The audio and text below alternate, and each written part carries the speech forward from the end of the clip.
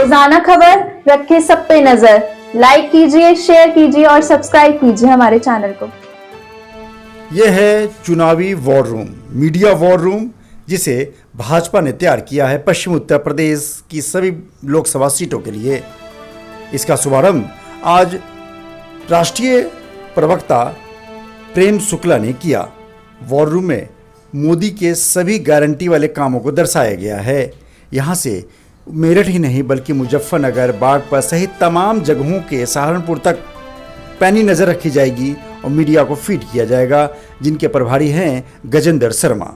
क्षेत्रीय मीडिया प्रभारी के तौर पर वो देखेंगे और इस वॉर रूम में तमाम चीज़ों को लेकर, मोदी के कामों को लेकर 400 पार और तमाम देखने का ऐसा लगता है कि मोदी के सभी डेवलपमेंट की कहानी इस वॉर रूम में बयां हो रही है। प्रेम शुक्ला ने इस वॉर रूम का शुभारंभ किया, मीडिया वॉर रूम का, और साथ में कहा कि अरुण गोविल बाहरी कैसे हो सकते हैं। जब इटली की महिला देश में नागरिक बन सकती है तो देश के अरुण गोविल बाहरी कैसे हो सकते हैं। यानी कि सोनिया गांधी पर उन्होंने कड़ा प्रहार किया। कांग्रेस और इंडी गठबंधन को लेकर भी उन्होंने कड़ा प्रहार किया कि कांग्रेस और इंडी गठबंधन हमास और गाजा को समर्थन करने वाले हैं, यानी कि उनकी भूमिका, उनकी सोच आतंकवादी है।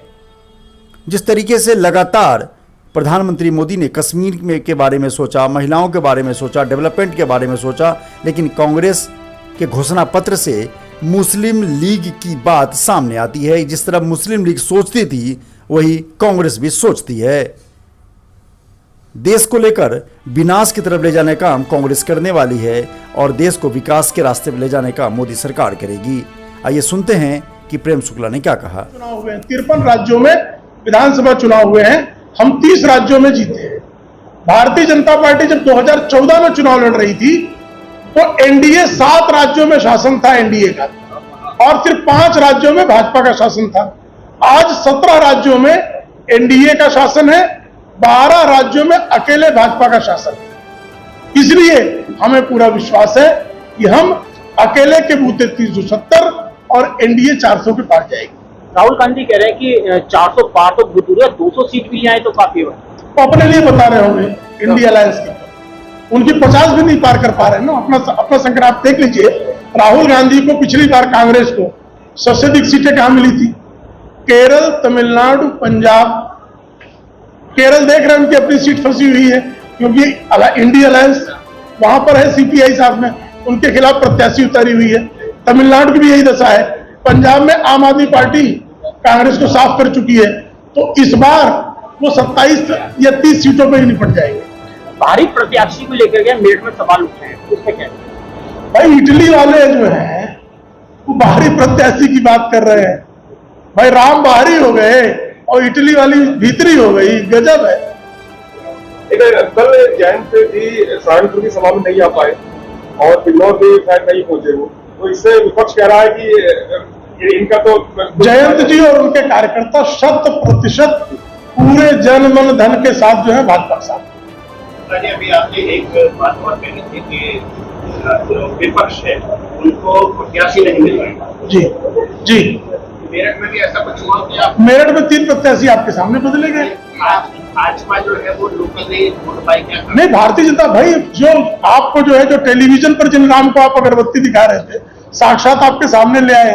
बाहरी कहां से हो गए? राम बाहरी हो जाएगा तो कैसे चलेगा? हर मन में भाई राम बसे हुए।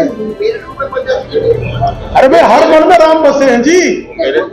आप इटली वालों को स्वीकार लेते हैं। मूलतः मेरठ के रहने वाले। मीडिया सेंटर के उद्घाटन के अवसर इसे ऑफ कर दो। उपस्थित पागल हो रहा है भाई आलोक अवस्थी जी, भाई अवनीश त्यागी जी, डॉक्टर कौशल मिश्रा जी, आदरणीय यशवंत सिंह जी, और इस क्षेत्रीय मीडिया के हमारे प्रभारी आदरणीय गजेंद्र शर्मा जी, जिनसे आपको प्रतिदिन जो है यहाँ समाचारों के लिए समन्वय साधने का आपको सुअवसर मिलता रहेगा। आलोक जी भी जो है यहाँ पर विशेष उनका केंद्र रहेगा, आलोक जी का। मित्रों, यह निश्चित है कि इस बार 4 जून को जो परिणाम आएगा तो राष्ट्रीय जनतांत्रिक गठबंधन 400 के पार जाएगा ही जाएगा, और उसमें से उत्तर प्रदेश की 80 सीटें, इन सीटों पर भारतीय जनता पार्टी का परचम लहराने का संकल्प स्वयं जनता ने ले लिया हुआ है। यह निश्चित है कि पिछले चुनाव में भारतीय जनता पार्टी के नेतृत्व में राष्ट्रीय जनतांत्रिक गठबंधन को उत्तर प्रदेश में 51% वोट मिले थे। इस बार हमारा मत प्रतिशत भी बढ़ेगा और सीटें हम सारी की सारी जीतेंगे।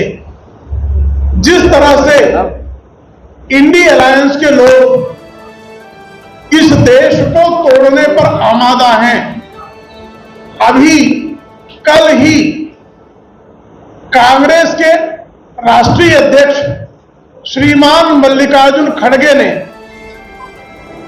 आदरणीय प्रधानमंत्री जी से पूछा कि आप राजस्थान में जम्मू एवं कश्मीर के संदर्भ में अनुच्छेद 370 के बारे में क्यों बोलते हैं।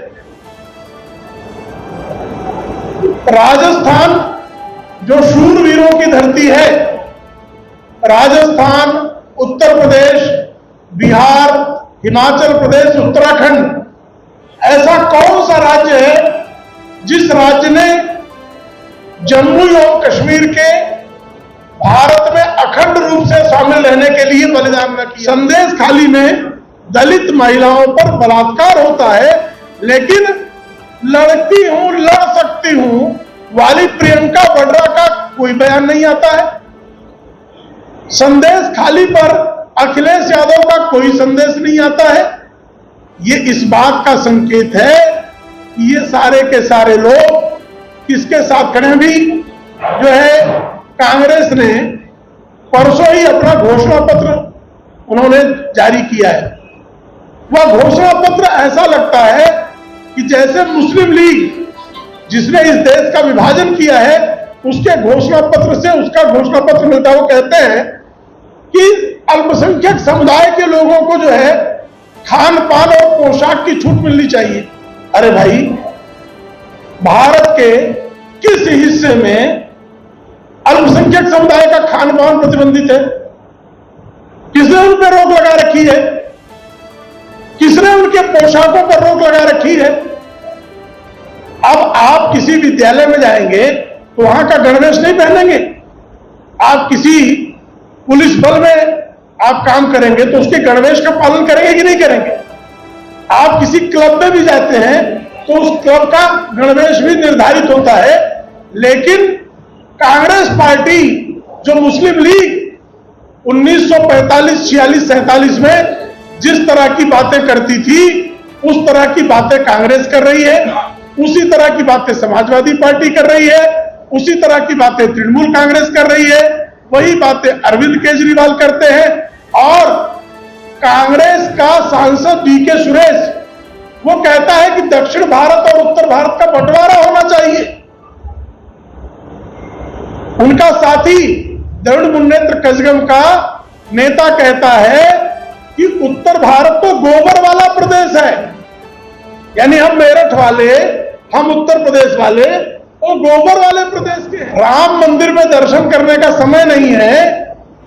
राम मंदिर के कार्यक्रम का बहिष्कार करते जो कांग्रेस छोड़कर आ रहा है, जो सेकुलर दलों को छोड़कर आ रहा है, हर किसी की यही शिकायत है कि राम मंदिर के कार्यक्रम में जब राम मंदिर की प्राण प्रतिष्ठा का कार्यक्रम हुआ तो उस कार्यक्रम के बहिष्कार का निर्णय कांग्रेस के नेतृत्व में इंडी अलायंस ने लिया। राम का विरोध करेंगे ये, और ये गाजा का समर्थन करेंगे, आतंकवादियों का समर्थन करेंगे। अभी कल ही की बात है, इंडी अलायंस के एक और घटक दल तृणमूल कांग्रेस पार्टी ने पूर्वा मेदिनीपुर में एनआईए के अधिकारी एक आतंकवादी को गिरफ्तार करने गए, एक बम कांड के अभियुक्त को गिरफ्तार करने गए और एनआईए के अधिकारियों पर तृणमूल कांग्रेस पार्टी के उपद्रवियों ने हमला बोल दिया। और एनआईए के गठबंधन की साथी और बंगाल की मुख्यमंत्री सुश्री ममता बनर्जी कहती है कि उस आतंकवादी को पकड़ने के लिए रात में क्यों गए? एनआईए आतंकवादी को पकड़ने नहीं जाए। बंगाल में इंडी अलायंस का जहां शासन है वहां बलात्कारी शाहजहां शेख तो सुरक्षित है। शाहजहां शेख की सुरक्षा का जिम्मा ममता बनर्जी की सरकार ने उठा रखा है, लेकिन वहां प्रवर्तन निदेशालय ईडी के अधिकारियों पर हमला होता है, वहां एनआईए के अधिकारियों पर हमला होता है। आतंकवादी सुरक्षित है, बलात्कारी सुरक्षित है, लेकिन एनआईए के अधिकारी और ईडी के अधिकारी सुरक्षित नहीं है। और इस पर पूरा इंडी अलायंस जो है वो चुप्पी साधे रहता है। आपने कहीं सुना अखिलेश यादव का कोई बयान है? आतंकवादियों के समर्थन में, बलात्कारियों के समर्थन में ममता बनर्जी के खड़े होने का विरोध कहीं से अखिलेश यादव ने किया हो, अरविंद केजरीवाल ने किया हो, कहीं पर जो है इसका विरोध जो है लालू प्रसाद यादव की पार्टी ने किया हो, कहीं पर इसका विरोध राहुल गांधी ने किया। रोजाना खबर रखे सब पे नजर। लाइक कीजिए, शेयर कीजिए और सब्सक्राइब कीजिए हमारे चैनल को।